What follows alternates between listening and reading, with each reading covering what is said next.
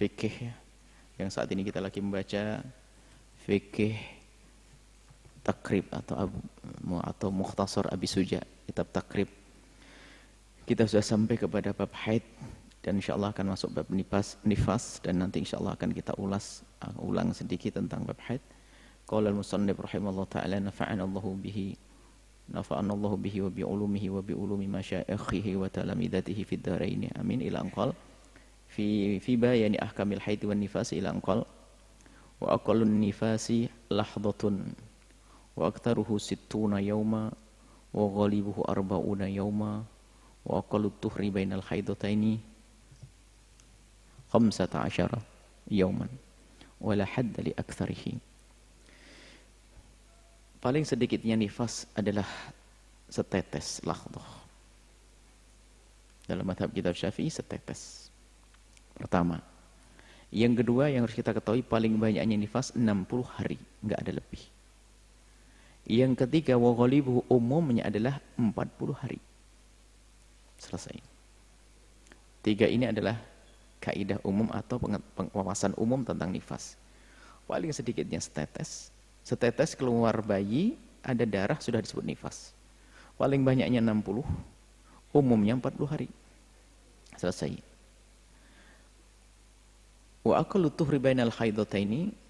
Nah ini balik bab haid. Ini langsung kita jadikan sebagai rumus haid. Antara haid dengan haid, paling sedikitnya suci berapa hari? 15 hari. Artinya haid harus didahului oleh suci minimal 15 hari. Maka diambil dari ini. Wal hadda li aktsarihi, enggak ada batas banyaknya suci. Jadi mungkin ada orang haid sekali, setelah itu dia tidak haid lagi mungkin. Jadi enggak ada batasnya. Tidak sebulan, 2 bulan, bisa tahun, 2 tahun dan seterusnya. Baik, masalah nifas. Kemarin kita membahas masalah istihadhah kubra. Istihadhah ada 2, istihadhah sughra sudah mudah, jelas, enggak perlu pakai rumus memahaminya. Istihadhah kubra, istihadhah kubra sudah kita sampaikan pada pertemuan yang lalu, mungkin sedikit kita ulas begini. Istihadhah kubra, seorang wanita yang terkena istihadhah, syarat istihadhah kubra ada 2, darah melebihi dari 15 hari dan antara 15 dan 16 bersambung. Selesai, ini rumus. Istihadhah kubra kita menggunakan cara yang gampang. Adapun cara yang pelik dan sulit nanti kita hadirkan di majelis ini juga insyaallah. Cuman kita karena ini perlu segera diamalkan. Jadi seorang wanita kena istihadhah di sini hanya ada 3 model. Bukan 7 model. 7 model adalah yang pelik nanti. Ini yang kita perlu mudah. Hanya ada 3 model. Di sini kita tidak menggunakan tentang kuat lemahnya darah, sifat darah. Tidak. Kita cukup memperhitungkan tentang hari, bilangan. Maka seorang yang terkena istihadhah kubra ada 3 model saja. Yang pertama mubtada'ah. Kita tidak membedakan antara mumayyizah atau ghairul mumayyizati. Al-mubtada'ah atau al-mubtadi'ah sama.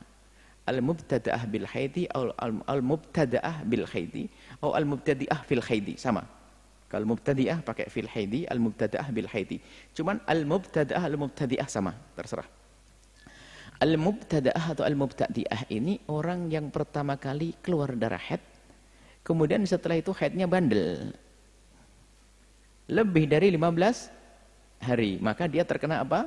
Istihadhah kubra. Lalu mana yang darah haid dan mana darah istihadhahnya? Telah salah yang menghukumi 15 hari haid, selebihnya istihadhah salah.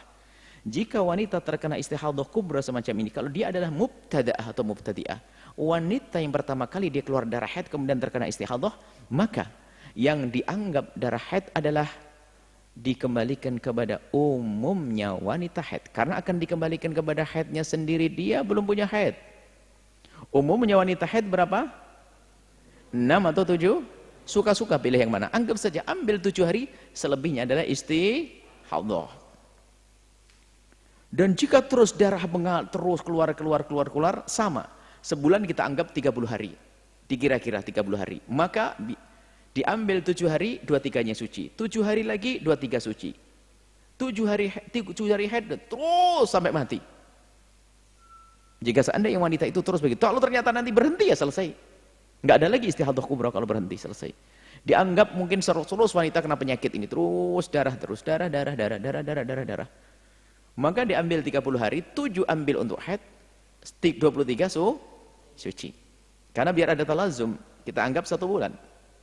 7 haid, 23 suci. 7 haid.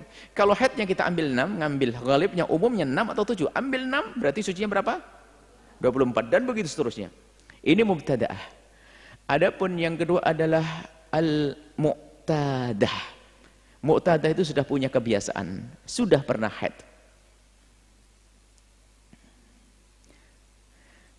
Al-mu'tadah ada 2 lah, ini baru ada 2. Yang pertama al-mu'tadah adz-dzakirah li'adatiha, mu'tadah yang ingat bilangannya.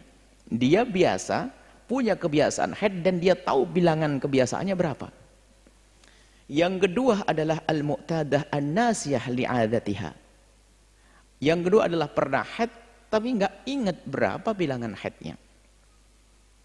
Ya, kita ulas. Yang pertama dari yang mu'tadah, pernah haid adz-dzakirah, yang ingat li'adatiha kebiasaannya.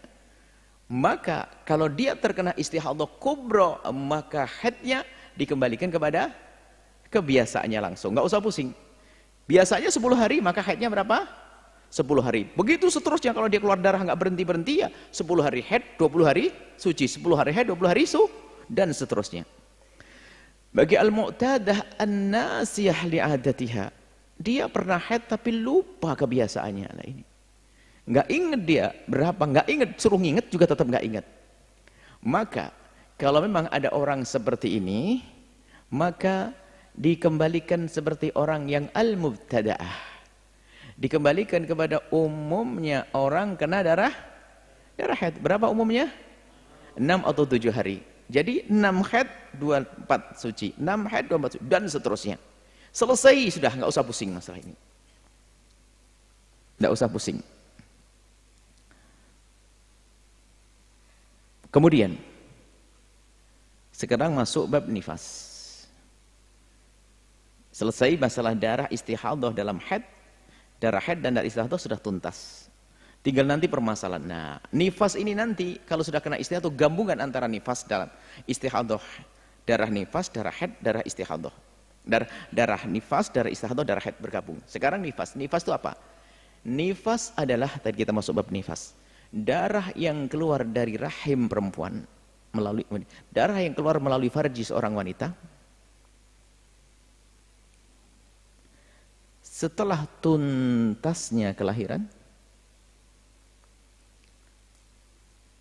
bayi atau bakal bayi, setelah tuntasnya kelahiran bayi atau bakal bayi, sebelum berlalunya 15 hari dari saat kelahiran. Fahami, nanti akan nyambung dalam rumus.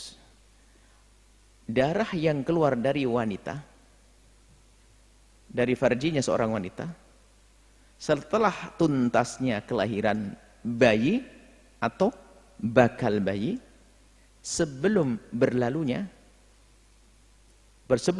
15 hari dari saat kelahiran. Baik, ini adalah definisinya nifas.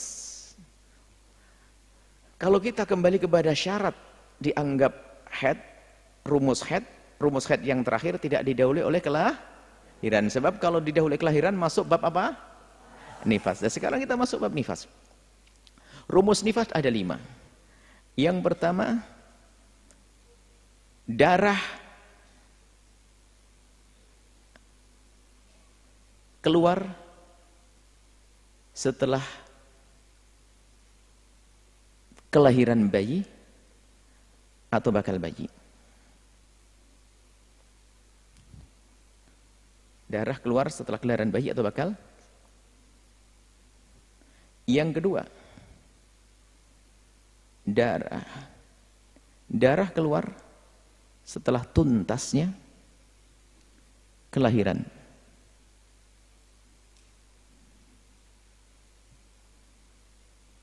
Yang ketiga, darah tidak lebih dari 60 hari. Setelah itu 60 hari. Yang keempat, di saat terputus dalam tempo 60 hari, darah terputus tidak lebih dari 15 hari.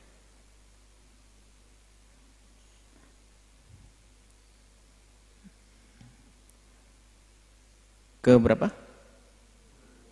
Yang kelima, darah keluar sebelum berlalunya 15 hari dari saat kelahiran, ya?